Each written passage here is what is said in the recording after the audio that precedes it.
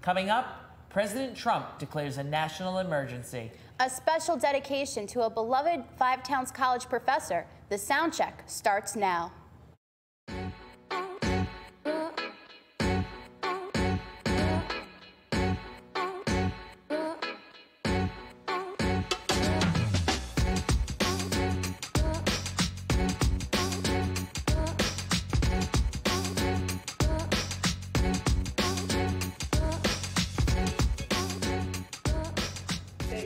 Hello and welcome to the FTC Soundcheck. I'm Star Fuentes. And I'm Joe Rack. Our top story today, President Trump has just declared a national emergency to build the border wall. The same wall that's been the topic of a heated discussion in Congress for quite some time. His plan is to access a budget of $3.6 billion in the military budget to build the wall, despite reluctance from Congress. This creates a highly charged debate over the separation of powers.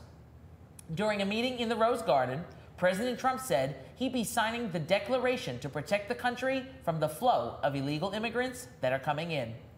Both Democrat and Republican parties are calling Trump's decision unconstitutional.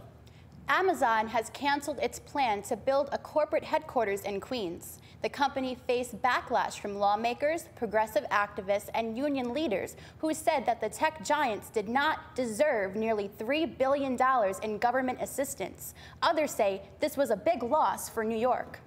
An NYPD detective from Long Island has died in what police say was a friendly fire shooting in Queens. Authorities say Detective Brian Simonson and other officers responded to a robbery at a T-Mobile store in Richmond Hill Tuesday. They saw suspect Christopher Ransom holding two employees at gunpoint. Police say Ransom charged at the officers when they arrived, pretending to shoot, but the gun was fake. The police commissioner says the officers fired 42 shots, one of which killed Simonson. He was 42 years old. Another shot wounded another officer. The suspect was also hit, but survived.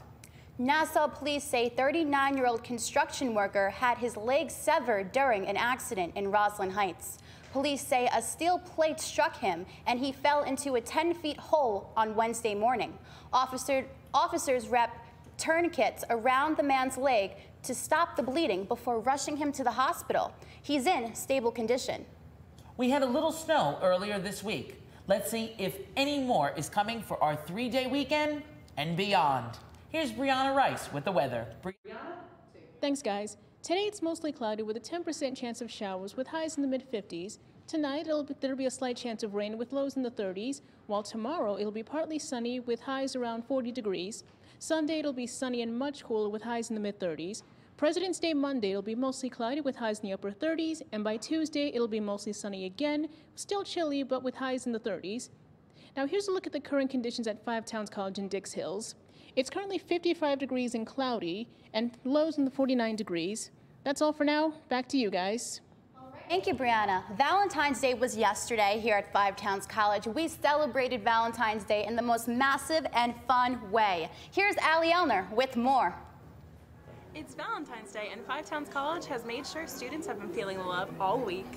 Students got to spend this love-filled holiday together with the 3rd annual Valentine's Day Serenade, hosted by Natalie Alouche, where students were able to make cards, receive compliments, eat some delicious sweets, and even serenade your loved ones. Baby, it's your time right now.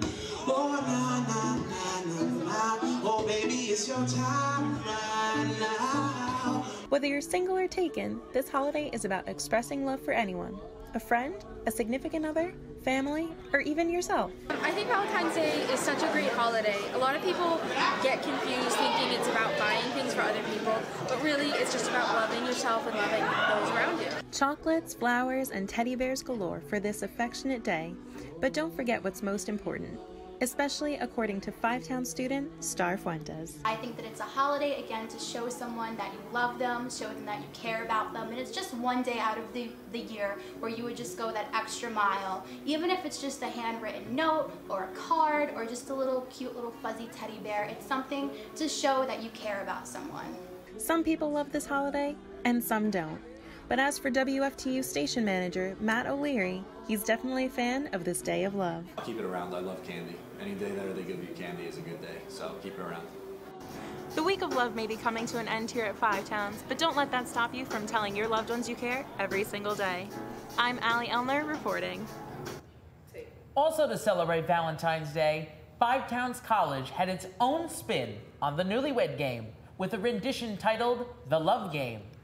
The event earlier this week in the Downbeat had couples competing by answering questions about each other, such as, what is your loved one's biggest fear?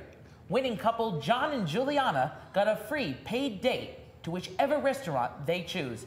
A free paid date. That's a really nice gift. They're choosing, absolutely. I love that. All right, well, electric bass legend and 5-time Grammy Award winner Victor Wooten visits Five Towns College. Students lined up in the Upbeat Cafe to get a chance to meet Wooten last weekend. He signed autographs and took pictures with them. Plus, he performed and gave advice to musicians at Five Towns. So I ask all the young people, right, that are in college to play as much as possible. These days we spend a lot of time maybe watching YouTube, practicing licks and things like that. But this is meant to be shared, so play with people.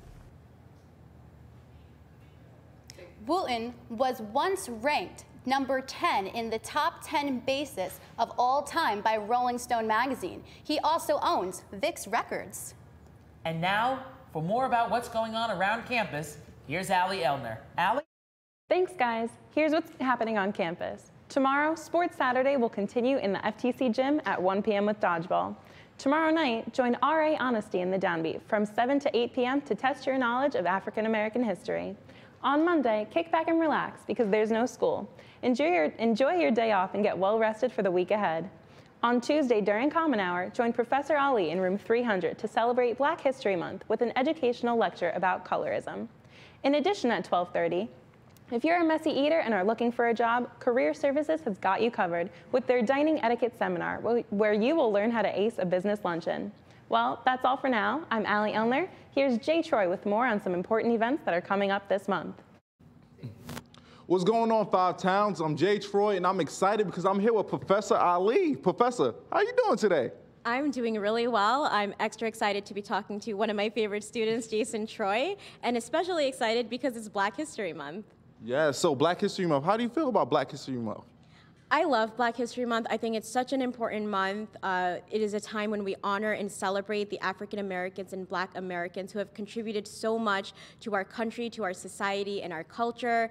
And here at Five Towns College, we are celebrating. The Diversity Committee has been meeting and coming together to create events around Black History Month. So we're really excited for what's coming up. So up and coming events. This is going to be like our third year in a row doing Unity the Moment. How excited are you about being a part of this? I am so excited to be a part of Unity. Imani Jenkins is an amazing student leader who has put this together for the last 3 years, and this is her last one. So we all have to come out and celebrate Black History Month and Black culture at the Unity event. In addition to this, we have a few other events coming up. 50 Shades of Beauty is about colorism and beauty standards for women of color, so please check that out. We also have a conversation with Congresswoman, Assemblywoman Mikhail Salagis that's coming up, as well as conversation around the unsung heroes of Black history. So there's a lot of events coming up, so be sure to check that out.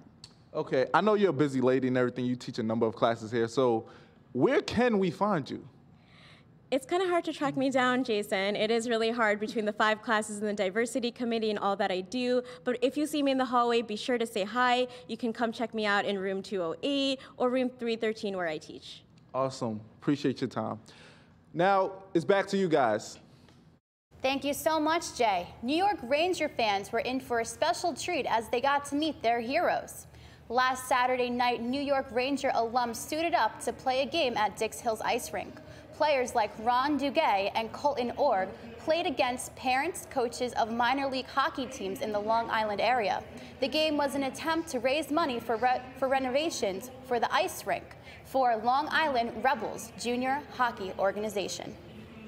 The weather outside may be frightful, but the fun is delightful when residents come together with RAs to compete in the Residence Hall Olympics. Sam D'Amico tells us about it.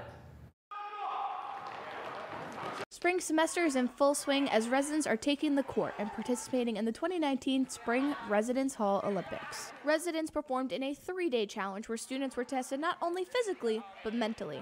Day 1 was a dodgeball tournament, Day 2 with Smash Brothers, and Day 3 to close it with shuffleboard. Res Hall Olympics has been a tradition at Five Towns for quite some time, and RAJ tells us it's a great way to make some friends. Gives them the opportunity to show their skills if they have certain ones, or just to make new friends. SGA President Michael finds that the competition is good for students. They connect more because they get to compete with each other against their buildings for fun. Despite different schedules, the Res Hall Olympics brings people together. Social events that everyone knows about, even being a commuter, it's really good. Just, you see everyone that you might have not known before because your majors might not have similar classes, so it's just cool. I got a chance myself to participate in the activities, and let me tell you, it was not easy. The games were measured in points, and overall, it was very, very close. All in all, Melody Hall took the win as they won with 200 points, but don't worry, spring semester, there's still more games to be played. I'm Sam D'Amico reporting. On a little more serious note than Res Hall Olympics, here's Bobby Vaccaro with sports. Thanks, Star. Your Five Towns College Sound men's basketball team to improve their record to 8-8 with an 89-72 win against Toro College. All 5 starters finished the game with double-digit points. Kyrie Sawyer continued his love affair with Toro on Valentine's Day as he dropped 16 points. The leading scorer of the night went to Corey Jocks, who helped in a big way with 20 points of his own. They will take on Pratt this Sunday at 1 p.m. right here at Five Towns. Come support the boys as they try to finish the season strong. Your Five Towns women's basketball team put a bow on their season last Sunday on Senior Day with a tough loss to Albany College of Pharmacy and Health Sciences, 71-49. The ladies have no reason to hold their heads as they were still able to accomplish the most wins in program history. Congrats, girls. It's that time of year again, folks. Baseball is back. Both the Yankees and Mets returned to the Diamond this weekend as the Yankees reported to Tampa, and the Mets are in Port St. Lucie. A lot of excitement around the New York baseball as the Yankees are looking to build off their 100-win season last year. The Mets also added some prized free agents thanks to new GM Brody Van Wagenen and should be a real threat in the NL East. That's all for sports. Back to you guys. Thanks, Bobby. Five Towns College radio station, WFTU, got a new name as a tribute to a professor who defines the heart of WFTU. Here's Star Fuentes with the details. WFTU remembered and celebrated Gene Free's hard work and dedication. He wasn't only the WFTU radio director, he was a mentor, teacher, and friend. Families, students, and friends honored him by sharing funny stories and great memories at this event. Matt O'Leary is now the current WFTU radio manager. He worked extremely close with Gene and learned so much from him. I'm so glad we're honoring Gene tonight, and I'm confident that WFTU is only getting started. Gene, keep looking down on us. Thank you. Like I said in my speech tonight, he really went above and beyond for everyone, and he was more than just a boss or professor. I considered him a mentor and a really close friend, so it's really nice to honor him tonight. Wasn't enough for me, but I really wish I did know him longer.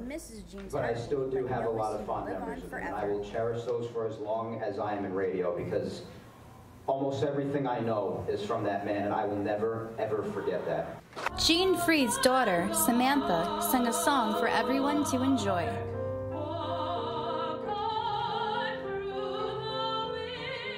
I know that my dad did a lot of things for the school, just from things that he would tell me, like that everybody was working on, but to really see how much it means, like from all the people that were here tonight, and them talking about him and seeing this beautiful radio station, it's just wonderful. It really just makes me very happy.